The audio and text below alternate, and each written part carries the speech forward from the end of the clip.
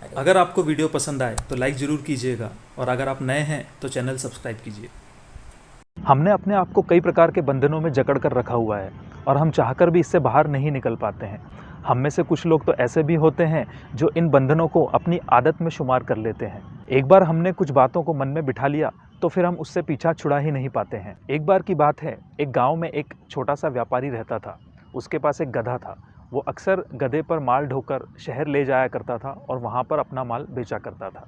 एक बार गर्मी के मौसम में जब वो गांव से शहर की ओर जा रहा था, तभी उसे रास्ते में एक नदी दिखाई दी।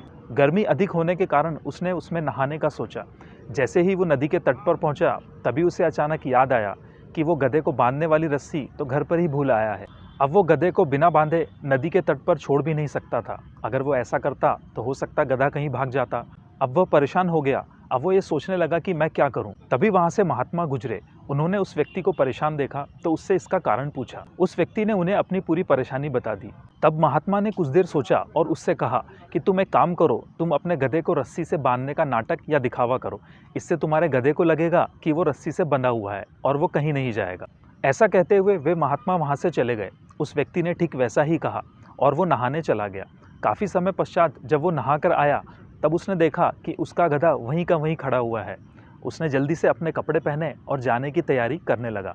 जैसे ही वो तैयार हुआ और उसने अपने गधे को आगे बढ़ाया, लेकिन उसका गधा आगे ही नहीं बढ़ा।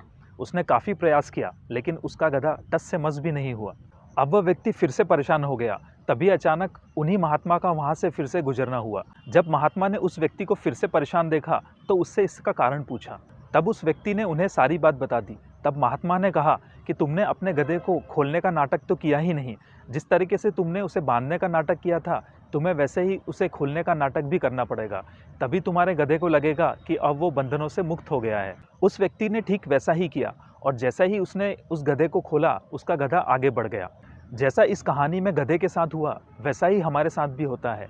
हम तरह तरह की गलतफहमियां पाल लेते हैं और अपने आप को उन्हीं बंधनों में बांध लेते हैं और अपने आप के लिए मुसीबतें खड़ी कर लेते हैं।